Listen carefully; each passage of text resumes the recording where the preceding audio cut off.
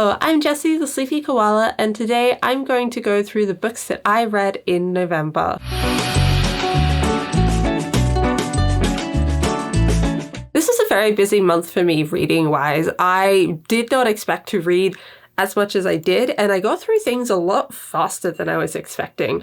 I've just spent a lot more of my time reading instead of doing other things, but at the same time, I feel like I'm not dedicating time to reading. I'm very much trying to go with what I want to do at any given time. So if I want to read, I will go read. If I want to watch TV, I will go watch TV. If I want to go do something else, I'll go do something else, like on my computer. And it's actually been working really well for me. I've been getting through things really quickly, not just reading, but I'm going through TV shows quicker, and I'm also going through a lot of editing really quickly. So it's working really well for me, and somehow it means that I've just been reading more. I guess I have actively wanted to read more, which is a really good feeling and a really good place to be in, and I really enjoy being here. So I'm hoping I can keep this up throughout December, throughout 2022. I know that I'm going to be very busy in December, particularly the next couple of weeks, but I want to make sure that if I have those urges to read, then I can do that, because having that internal drive, that internal motivation is really important to me and makes me enjoy it a lot more. Anyway, on to the books that I read this month. There was a couple of books that I had to DNF this month. Some of them I DNF'd because I didn't like them, and some of them I just had to take them back to the library because I realized that they were overdue, and I luckily was not charged any late fees for them. The first book that I read this month, or kind of finished this month, DNF this month, was This Poison Heart by Kalynn Bayron. This book was fine. It's, I thought it was a YA book, but it read more like a middle grade book, which isn't a bad thing. It's just not what I was expecting, and not really what I was after with it either. It reminds me so much of Nancy Drew books, with the mysteries and like the targeting towards like the younger female audience, and this is what the main character felt like to me. I don't actually know how old she was in the book, but she very much had that younger vibe in how she's dealing with this mystery of her powers and this house she's in, and the mystery as a whole, and the spookiness of it. It wasn't intense. It was still very light and very easy, and this was a light and easy book to read. This book follows Priscilla as she inherits this giant mansion from the sister of her birth mother. Priscilla is adopted by two women, and they all go to live in this house. And it's immediately clear that there's something going on with this house. It's sort of magic, it's sort of haunted, no one's quite sure. But the thing is, Priscilla has these plant powers where she can make plants grow and is immune to poisons. And she finds that the house used to be some sort of apothecary, and people keep coming to the house looking for solutions because the woman who used to live there used to run the apothecary. Like I said, this was a fine enough storyline, and I think if I was more in the mood for something like this, then I probably would have continued with the book. I just found myself losing attention a lot of the time. The one thing that got me about this book is that Priscilla's powers, they're all over the place. She is so powerful at some points that she can't walk down a street without trees and plants trying to move towards her, and she keeps worrying about it. And all I can think is, how do you go to school? How do you have any outside interaction with anyone if you can't walk down a street? So there's things like that I wasn't fully immersed in. But overall, the book was pretty fine. The next book that I had to DNF this month was not actually because I wanted to, but because I had to return it to the library. Dread Nation by Justina Ireland. This follows a young girl, Jane, who is in school to be a zombie hunter, and it's her adventures with her friend, Kate, as they navigate the school and presumably eventually leave the school and do zombie hunting. I didn't get far enough to know if when that happens, but it was enjoyable as I was reading. I really liked Kate and Jane's dynamic, and I really wanted to see where that goes. I know that the second book it's still about both of them, so they're both still around. And I would very much like to go back and reread these books at some point. The one thing that I wasn't super on board with is some of the world building. I just expected more to have changed because of a zombie apocalypse than what had changed. Of course, they have these cities that are sanctuary cities and are now free of zombies, but inside those cities, it just feels like it's like they're going back to normal. It's like with COVID, how we want to get to the point where we are back to normal. That's what this book feels like. And I would just think that if there's a zombie apocalypse, going back to normal is just not on the table anymore. And things will just have changed a lot more than that. And you can't go back to normal. So that didn't quite sit with me, but I didn't see enough of it to make a full judgment on it. I only saw a little bit at the beginning. And even then, they did incorporate the zombies into them going to this lecture and listening to this person talk about zombies. But that person was dumb and did dumb things, and Jane was great in that scene. But still, the fact that they just go to a university to listen to a lecture is just wild to me when you're in the middle of a zombie apocalypse. So I didn't quite vibe with the world building, but we'll see in future when I reread the books. Next up, we have the Chobits series. I've lost the first book somewhere in my house, so here's volume 2. Chobits is a science fiction manga where we have a world full of humanoid AIs that act in the same way as computers and laptops do in our current world. Our main character, Hideki, finds a Persephone in the street one day, takes her home, and now has his own Persephone.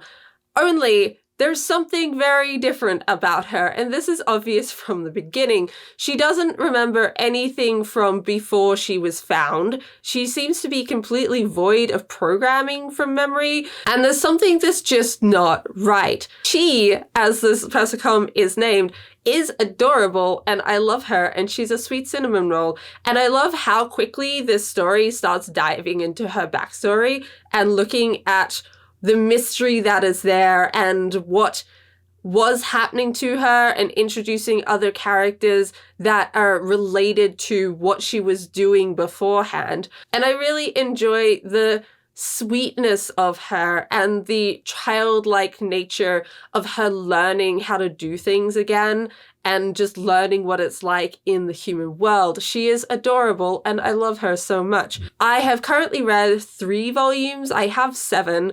And they are very quick and easy reads. I can get through one in about an hour. Manga is always very quick. I really enjoy that about manga.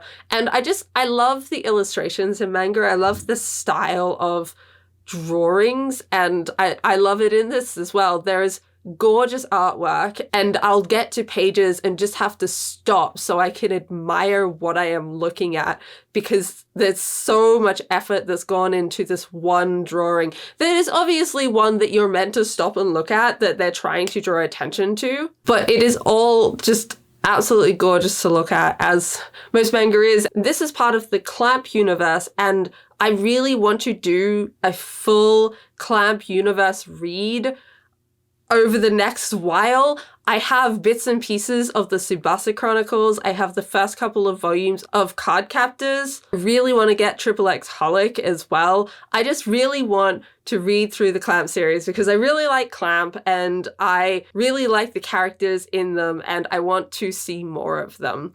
The one thing about this series that gets to me, this is just a manga thing and I know it is, but it's the over-sexualization of young women, and it's just a little bit further in this book because she is so childlike and relearning everything. So when she is hypersexualized, it just feels really icky, and I don't quite like that, but I've just kind of accepted it because that's what manga is like, and I know that, and it's not like I have an issue with like her getting with Hideki, which is what I expect is going to happen.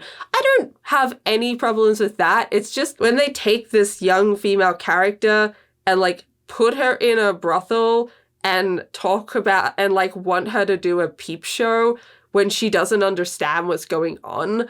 It doesn't, like, it's not meant to feel good, but it still comes across in a more sexualized way than I wish it did. Next up, we've got The Final Empire by Brandon Sanderson. I have decided to do a Mistborn Era 1 reread after I just finished my Mistborn Era 2 reread a couple of months ago, because it makes so much sense to read Era 2 before Era 1. But here we are. I adore this book. This book got me into the Cosmere. This book ended up with me moving countries. This book ended up with me getting married. I owe a lot to this book, and rereading it, I remember exactly why I fell in love with it. I adore the characters. Kelsier is one of my favorite characters in the entire Cosmere, and this book is why I fell in love with him. I just love his drive and his passion in this book, and also how much he cares. And what he does in this book, while not always seen as the best intentions by his friends, it really feels like he does it because he cares and he thinks it's the best way forward. I also love the plot in this book. I can't believe that we get a heist plot that doubles as a rebellion taking over the government plot. Then we have balls and secrecy. And all the while in the background, we have Vin learning to be a Mistborn and learning all of these powers. And I think Brandon does so well at teaching Vin and the audience all the different types of allomancy magic in this book, because he breaks it up really neatly and puts it in different places with different characters to help differentiate all of these types of magic that Vin needs to learn. And I was very impressed rereading this because I hadn't noticed it the first time, but I definitely noticed it this time, and I think it was very, very well done. I also think Vin's character is just so fantastic. I loved watching her go from this closed off, scared girl who has this drive behind her but has just been beaten down and put in so many bad situations that she doesn't want to open up because it'll get her hurt, to her actually opening up and seeing the crew members as her friends. And there's just some fantastic scenes that compare and contrast how she acted at one point compared to another, and I think they are fantastic.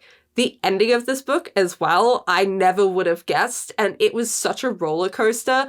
I actually stopped just before the ending when I was rereading it, and I knew the exact point I had to stop, because if I passed that point, I was reading the rest of it. It didn't matter that it was late at night. If I passed that point, I was reading the rest of the book, damn the time. So I stopped just before it so I could go to bed and read it fresh the next day, because it's just such a roller coaster, and Brandon's known for his Sanderlanches, and this is definitely a fantastic Sanderlanche, and I loved every moment of it. The other book I read this month was Persephone's Station by Stina Leicht.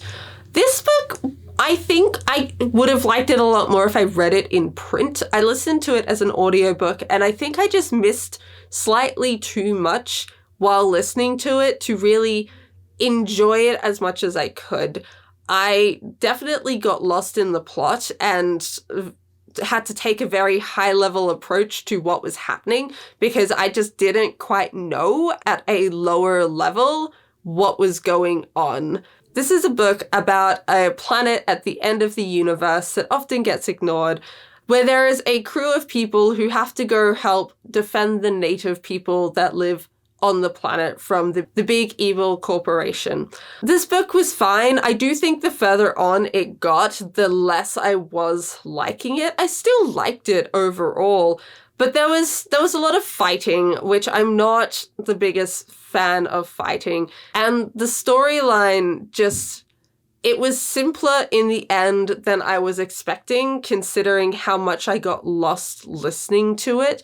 I liked the characters quite a lot. I thought that they were really good characters, and I thought the world building was very interesting, but I do think sometimes things were gone into in too much detail, which just wasn't needed. For example, there is a point where the characters have to lay down someone that they have knocked out, and it's mentioned that they lay them down very specifically so that if they wake up and vomit, they're not going to vomit into their mouth and die of asphyxiation. While this is definitely an accurate thing that the characters could do we really need to know to that much detail? And there was a few things like this in the book that just stood out as we probably didn't need that much detail on this. That's a little bit too much detail on the world building. I do think that this book had a lot of tell instead of show. There was a lot of characters talking back and forth to each other when they could have just been doing things instead of talking about them, or they would narrate looking at things that were happening instead of feeling the things themselves, and they would just tell us instead of showing us. And the other thing is I didn't really like the ending.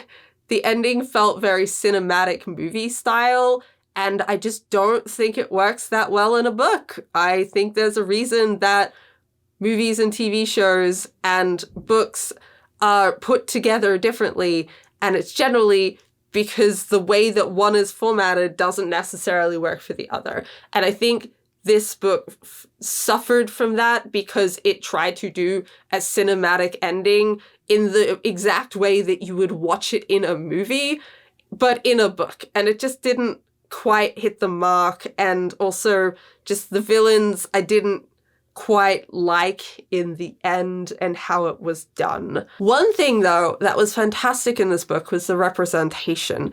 This book really focused on gender representation, and the book just had characters who were gender neutral or gender non-conforming. There was multiple characters that used they as a pronoun, and the book didn't baby you. It just threw that in, and you either dealt with it or you didn't. You didn't get a primer. And I do appreciate that. I do wish that there was more books that would just treat people who are trans or gender neutral or gender non-conforming or otherwise, just treat them as a normal part of the world instead of having to explain it every time, and by doing so, mark it as different. And sure, definitely having books and stuff that do give that explanation can definitely be helpful, but it would be nice to have more books where it's just expected that the audience already understands, in the same way that the audience is not given an explanation of he and she and male and female. The last book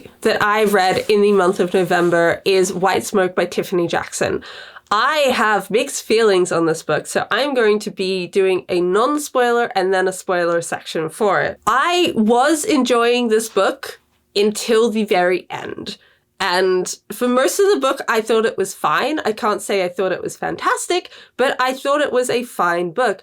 I think it does really well at addressing and showing what anxiety is like and just how bad it can be. And I really also like how this book addresses that other people don't necessarily understand anxiety, but also people who do have anxiety are not obligated to explain it to others. And there is a really good scene where Marigold tells this to Yusuf, that she does not have to explain her anxiety to him. I also love some of the characters in this book, and I hate other characters, but I think it's because they are well done, and I don't like them as people, not that I don't like them as characters.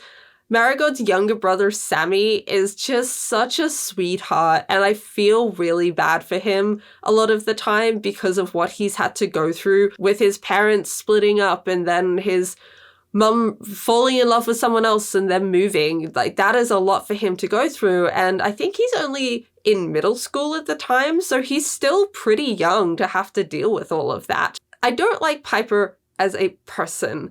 And I think there needed to be a little bit more to make her more sympathetic as a character. I don't think there was enough there for me to really get on board when the story switches to, yeah, you should feel bad for her, because I just didn't. But she does go through a lot for a 10-year-old as well. And I can see why she acts out the way she does. But good God, she is just the biggest terror. I just hate thinking about what it must be like to deal with her, because she is such a right terror of a child, and she just doesn't seem to want to give in any way. She doesn't want to compromise. She just wants to keep acting out. And even though there are good reasons of why she's acting out, that doesn't make it any easier to deal with and to read about someone dealing with. But with Piper's behavior, it played really well into the spookiness of the house and into the whole haunted house story. I was on the edge of my seat for quite a few scenes, and I think they were written very well to give a spooky vibe and also to raise the heartbeat of the audience and get them just a little bit on edge. I thought that those scenes were very well done, and I was very invested in the story of the house and what was going on there, why it was haunted and the story behind it. I love a good history behind something happening in modern day, and the history behind a haunted house sounds very, very interesting to me. I did find that the villains of this story were just a little bit two-dimensional in the end. I could see their motivations, but they were pretty flimsy, and it seemed pretty convenient the way that everything was set up with them.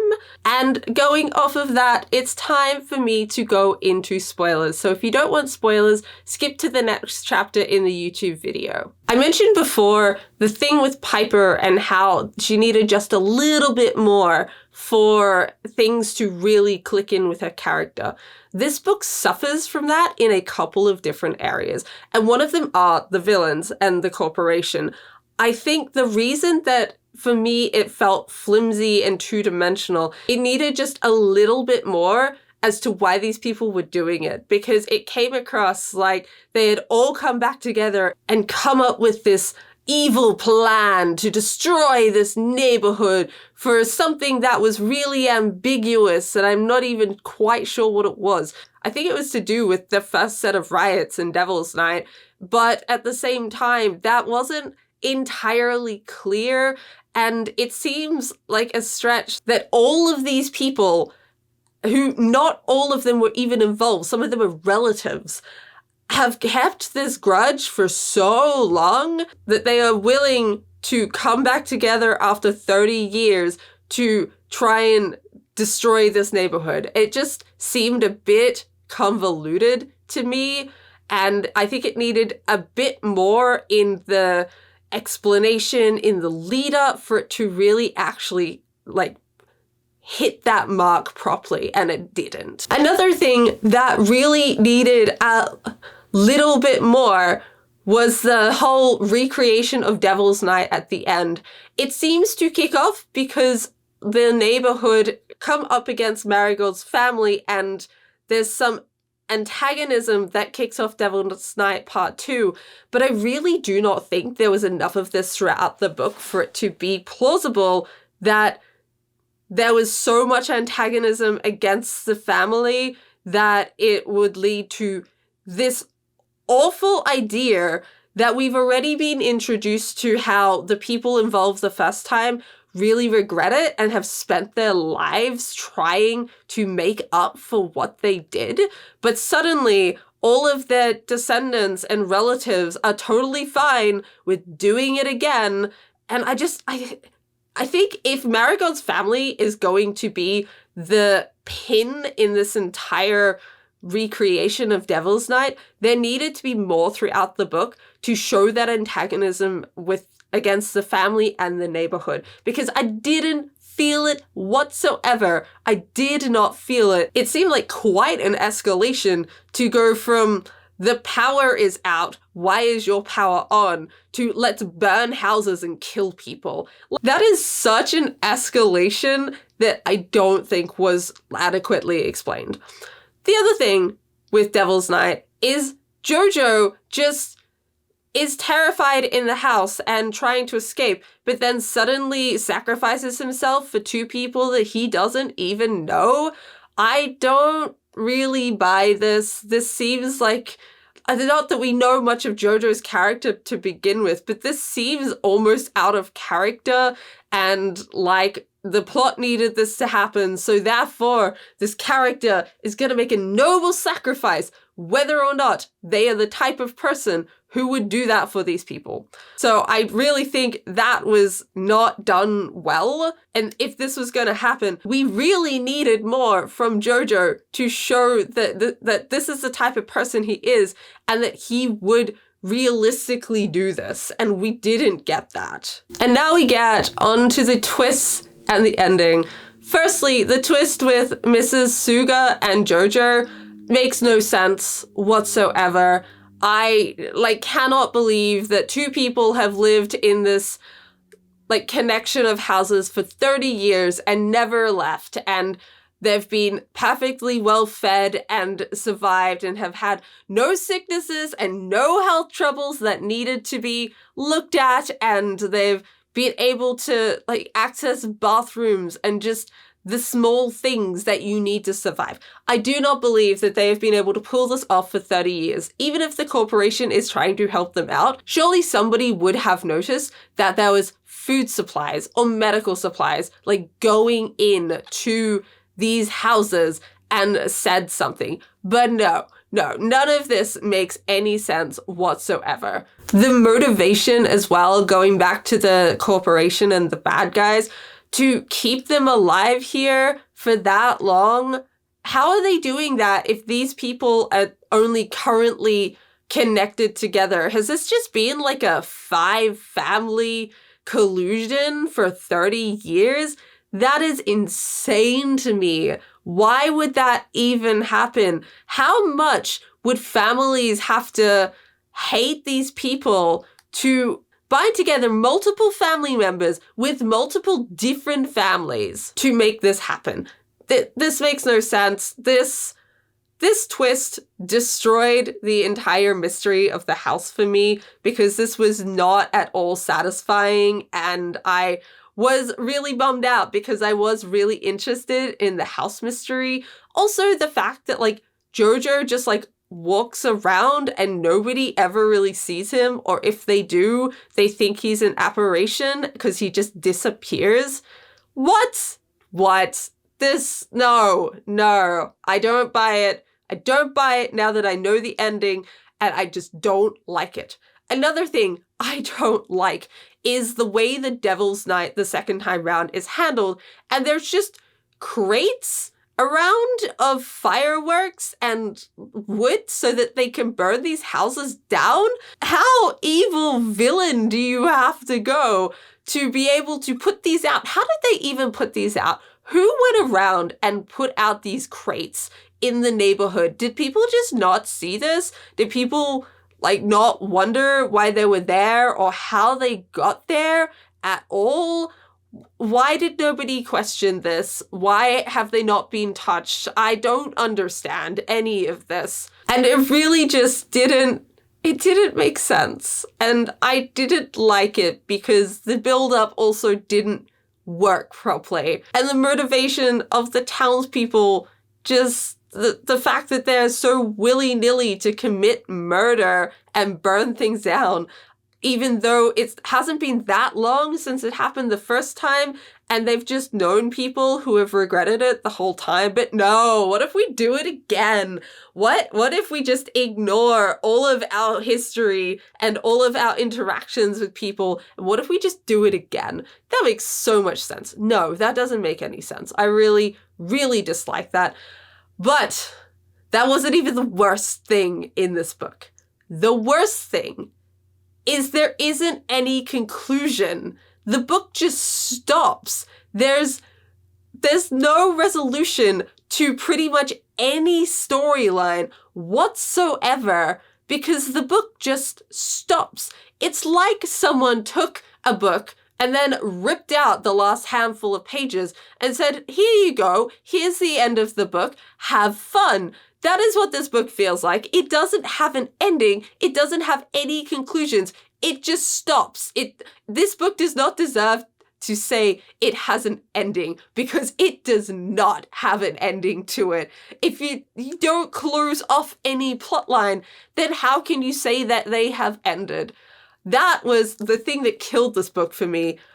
Already the ending was making my opinion go down, and then that happened, and I thought it was probably the worst thing in the book, even though I had complaints about other things. Nothing compared to this open ending that is so open it's not an ending. So I'm still, as you can probably tell, really mad about this. It just really, really got to me. And I was very, very frustrated and furious when I was finally reading the book because I wanted to like this book, and this killed it. This just killed the entire book for me. So those were the books that I read in November. It was a lot more than I was expecting again, and I don't know if I'll be able to keep up this pace. I'm not trying to read a lot of books. I never really have the goal to try and reach a certain number of books a month. I just want to read for pleasure. And if it means that I get through lots of books, great. And if it means that I get through 1 or 2 books a month because I'm not feeling it or I'm too busy, then that's also fine. So this month was a month of a lot of books for me. And I guess it is nice to look back and see how much I've been able to get through and just how much I felt internally motivated to read this month. Thank you for watching. Like, comment, and subscribe. Hit the notification bell, and I will see you next time. Bye!